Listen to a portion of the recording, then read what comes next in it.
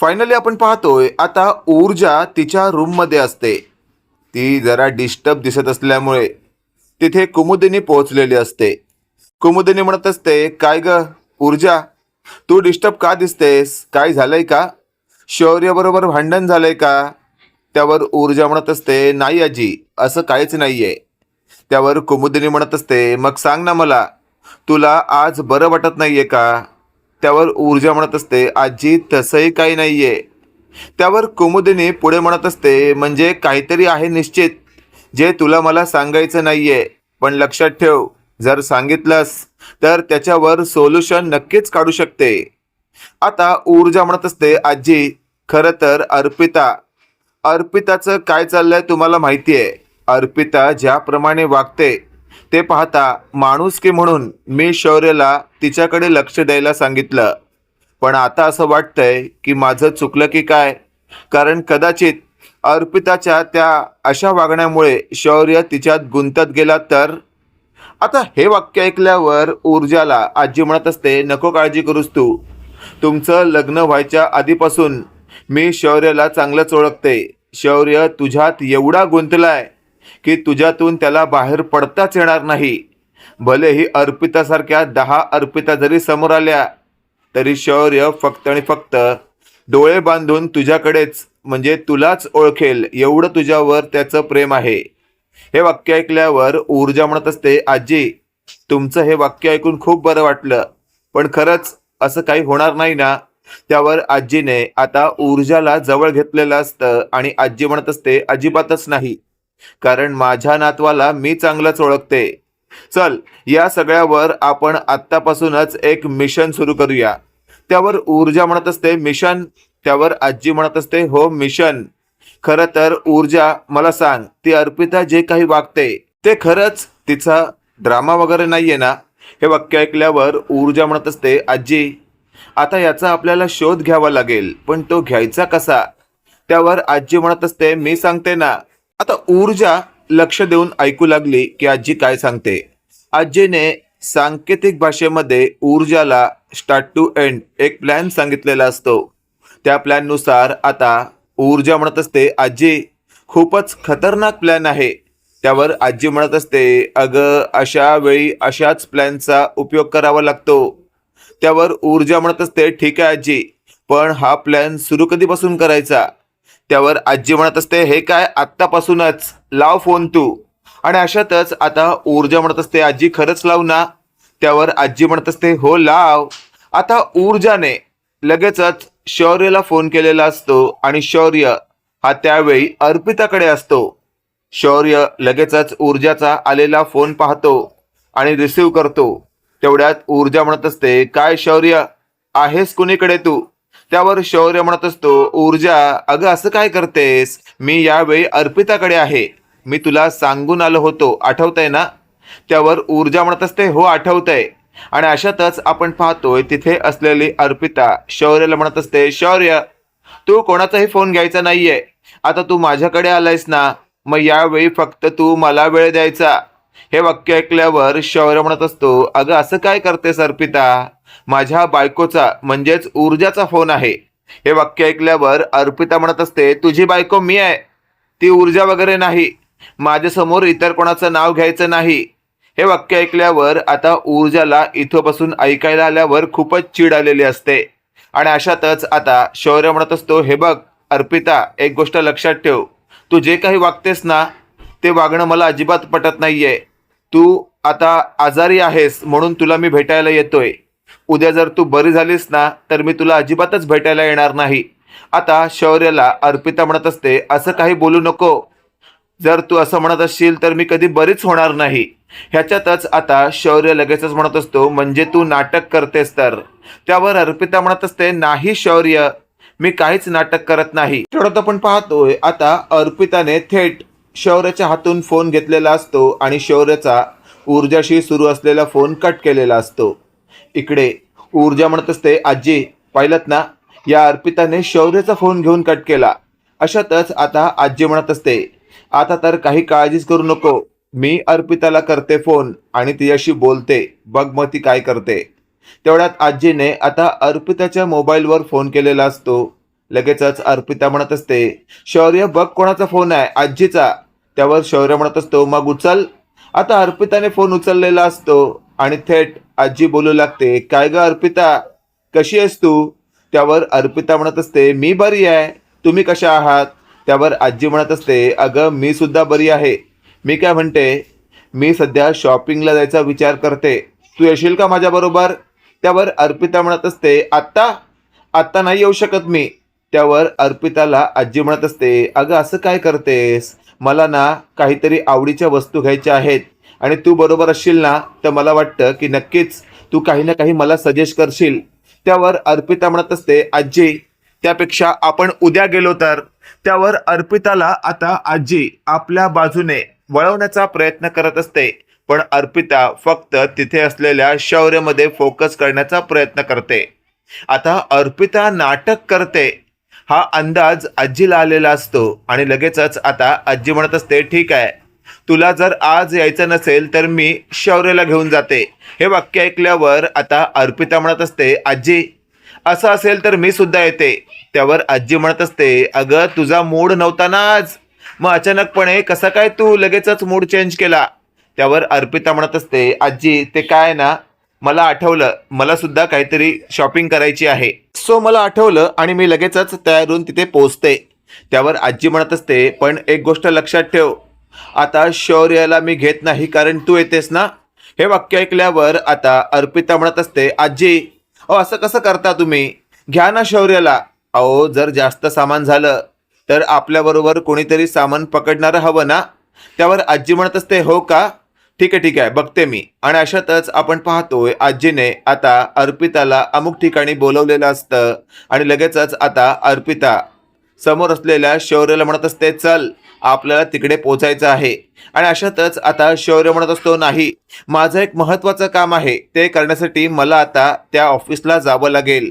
अर्पिता म्हणत असते, अरे असं काय करतोस तू, आजीने सांगितलंय तू सुद्धा हायस म्हणून. आणि अशातच आता शौर्य हो म्हणतो. ते दोघं तिथून बाहेर पडत असताना शौर्याला अर्पिताच्या आईने म्हटलेलं असतं, हिच्यावर लक्ष दे.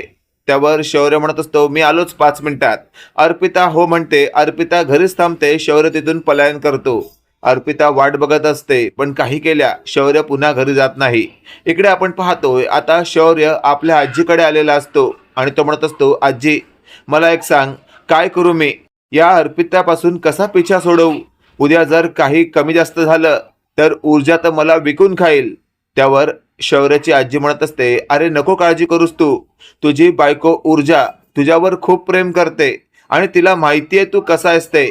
आणि मला एक सांग, त्या अर्पिताकडे तू तू स्वतःहून जात नाहीस, ती तुझी बायको ऊर्जाच तुला पाठवते ना, मग तुला काळजी करायची गरज नाही.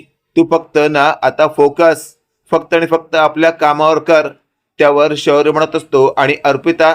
त्यावर आजी म्हणत असते, आता अर्पिताचं काय करायचं हे तुझ्या बायकोबरोबर मी बरोबर डिसाईड केलंय. त्यावर शौर्य म्हणत असतो, म्हणजे काय डिसाईड केलं तुम्ही? त्यावर मागून ऊर्जा येते आणि म्हणत असते, पतिदेव नका करू काळजी, तुम्ही आतापर्यंत जे काही हँडल केलं ना ते पुरेसं आहे. आता अर्पिताची शाळा घ्यायची वेळ सुरू झाली आहे. आणि अशातच आता शौर्य बोलू लागतो, अरे सांगा मला तुमच्या मनात नक्की काय प्लॅन आहे. त्यावर शौर्यला दोघे मिळून काहीच सांगत नसतात, त्यामुळे शौर्याची चांगलीच कुचंबणा झालेली असते. इकडे अर्पिता बराच वेळ वाट बघते, अजूनही हा शौर्य आला नाही. म्हणून अर्पिता आता आजीला फोन करते. आजी अर्पिताचा फोन उचलते. अर्पिता बोलू लागते, आजी अहो काय चाललंय या शौर्याचं, हा शौर्य मला सांगून गेला की 5 मिनिटात येतो, अजून आला नाही. त्यावर आजी म्हणत असते, अगं असं काय करतेस, ये तू मी सांगितलेल्या ठिकाणी ये. त्यावर अर्पिता म्हणत असते, ठीक आहे. आता अर्पिता सांगितलेल्या ठिकाणी जाऊन पोचते तर तिथे फक्त आजी असते. ती आता तिथे शौर्यला शोधत असते.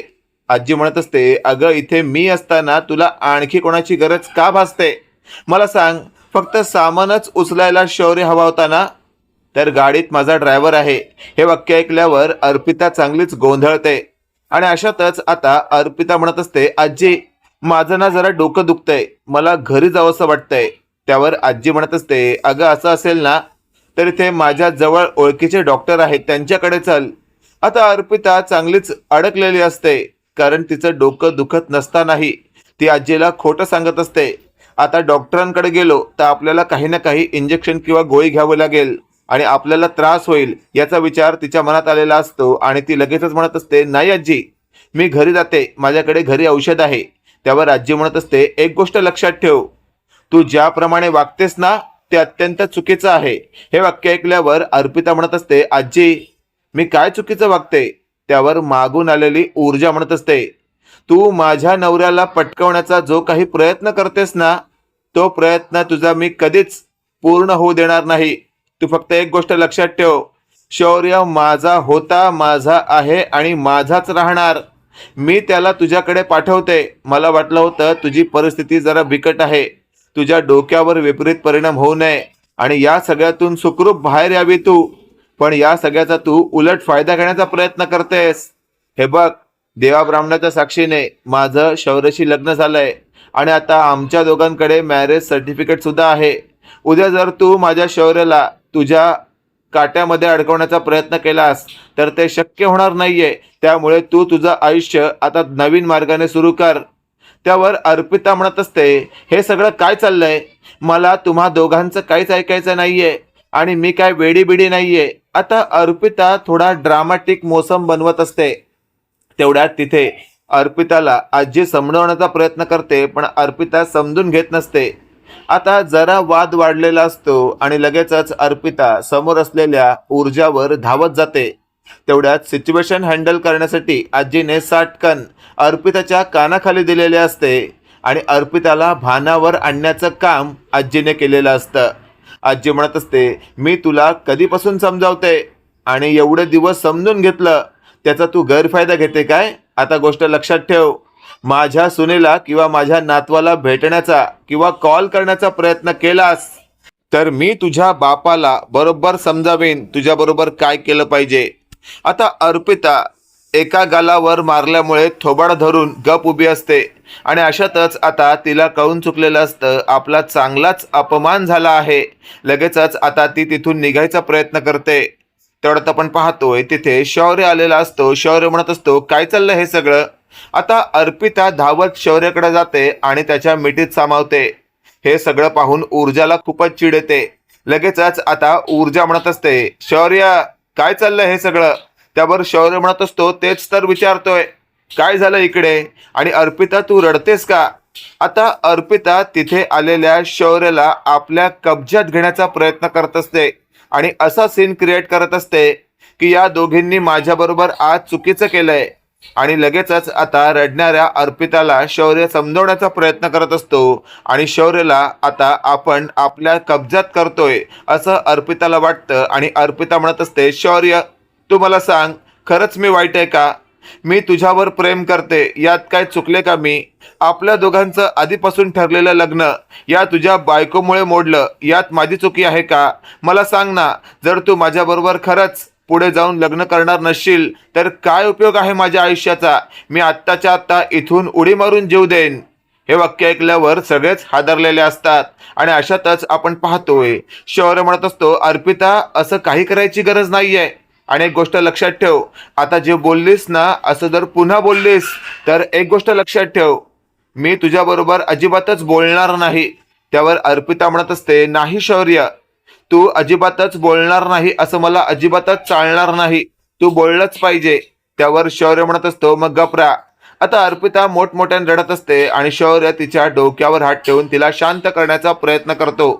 ऊर्जा म्हणत असते, आजी, बघताय काय तुम्ही? काहीतरी करा, नाहीतर ही अर्पिता माझ्या नवऱ्याला माझ्याकडून हिसकावेल. तेवढ्यात आपण पाहतोय आजी पुढे होते आणि म्हणत असते, अर्पिता, अर्पिता, मी काय सांगते ते ऐक. पण अर्पिता काहीच ऐकायला तयार नसते. आता अर्पिता ही शौर्याच्या मिठीत असते आणि तेवढ्यात शौर्याच्या मिठीतून अर्पिताला आजीने खेचून समोर घेतलेलं असतं. आजी म्हणत असते, काय म्हणालीस तू? तू शौर्याला धमकी देतेस की या इथून उडी मारून जीव देशील? खरंच तुझ्यात एवढी हिंमत आहे का इथून उडी मारून जीव द्यायची? त्यावर अर्पिता म्हणत असते, मला उगाचच प्रात्यक्षिक करायला भाग पाडू नका. त्यावर आजी म्हणत असते, हो का, तू खरंच असं करून दाखवशील? त्यावर शौर्याला जवळ घेत अर्पिता म्हणत असते, हो. आणि अशातच आता आजी म्हणत असते, असं असेल ना तर आत्ताच्या आत्ता तू जे बोललीस ते करून दाखव. त्यावर शौर्य म्हणत असतो, आजी काय बोलतेस तू हे? त्यावर आजी म्हणत असते, गप्प बस शौर्य, तुला कळत नाहीये, ही फक्त तुझ्या इमोशनल उपयोगाचा ड्रामा करून घेते. तुझा स्वभाव खूपच इमोशनल असल्यामुळे ती तुला तिच्या जाळ्यात ओढण्याचा प्रयत्न करते. आत्ताच्या आत्ता मी सांगते म्हणून अर्पिता या ठिकाणाहून उडी मारून दाखव आणि संपव स्वतःला. हे वाक्य ऐकल्यावर अर्पिता म्हणत असते, आत्ताच मारते ना, जर मला शौर्य मिळणार नसेल तर. आणि अशातच अर्पिता एक एक पाऊल पुढे जाते. शौर्याला खूपच काळजी वाटत असते, ऊर्जा ही टेन्शन मध्ये असते. आता तिथे जमलेले लोक म्हणत असतात, अहो काय बोलताय तुम्ही? अहो त्या मुलीने वरनं उडी मारली तर ती जगणार सुद्धा नाही. त्यावर आजी म्हणत असते, गप्प बसा सगळ्यांनी. आणि अशातच अर्पिता त्या कोपऱ्याच्या टोकापर्यंत गेलेली असते आणि ती मागे वळून म्हणत असते, आजी मारू ना उडी? त्यावर ती आजी म्हणत असते, मार. त्यावर शौर्य म्हणत असतो, थांब अर्पिता. त्यावर अर्पिता म्हणत असते, पाहिलंत आजी, माझ्या शौर्याने मला थांबवलंय. त्यावर आजी म्हणत असते, तू मार उडी, तुला तुला आता मीच ढकलते. आजी आता भराभरा चालत येत असते आणि ती अर्पिताला ढकलण्याचा प्रयत्न करणार. तेवढ्यात अर्पिता खाली वागते आणि लगेचच मागे होते आणि म्हणत असते, नाही नाही नाही नाही, मला असं मरायचं नाहीये. त्यावर लगेचच आपण पाहतोय सगळेच हसू लागतात. आजी म्हणत असते, पाहिलं शौर्य, या या अर्पितावर विश्वास ठेवतोस ना तू? ही फक्त ड्रामा क्रिएट करते. तुला मिळवण्यासाठी ती फक्त हा प्रयत्न करते. तिचं खरं प्रेम तुझ्यावर असेल, पण तिला कळून चुकलंय की तुझं ऊर्जाशी लग्न झालंय. मित्रांनो, इथे तर आता आजी आणि ऊर्जाने आजचा जो ड्रामा रचलेला असतो त्यात अर्पिता पूर्णपणे अडकलेली आहे. बाकी आजचा हा भाग तुम्हाला नेमका कसा वाटला कमेंट करून नक्की कळवा. आणि असेच नवनवीन अपडेट पाहण्यासाठी व्हिडिओला लाईक आणि चॅनलला नक्की सबस्क्राईब करा. धन्यवाद.